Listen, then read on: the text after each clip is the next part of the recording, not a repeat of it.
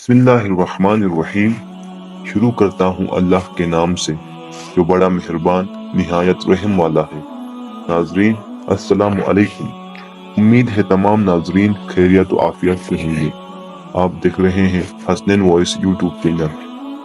आज की इस वीडियो में हजरत सुलेमान अलैहिस्सलाम और चोटी के वाक़े के बारे में बात करने जा रहे हैं। इस वाक़े के बारे में तफसील से जानने के लिए वीडियो को आखिर तक जरूर देखें। हजरत सुलेमान अलैहिस्सलाम हजरत दाऊद अलैहिस्सलाम के फर्जंद है।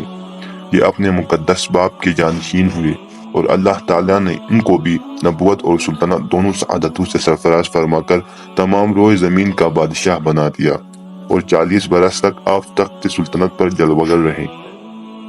जिन्नों इंस और शयातीन और चरिंदों परिंदों दरिंदों सब पर आपकी हुकूमत थी। सबकी जुबानों का आपको इल्म अता किया गया और तरह तरह की अजीब व गरीब सनतें आपके ज़माने में बरोकार आई। एक मरतबा हजरत सुलेमान अलैहिस्सलाम जिन्नों इंस वगैरह अपने तमाम लश्कर को लेकर ताइफ या शाम में वादी नमल से गुजरे, जहाँ चोंटियाँ बकसरत थी। तो चोंटियों की मलिका जो मादा और लंगड़ी थी, उसने तमाम चोंटियों से कहा कि ए चोंटियों, तुम सब अपने घरों में चली जाओ, वरना हजरत सुलेमान अलैहिस्सलाम और उनका लश्कर तुम्हें बेखबरी में कुचल डालेगा।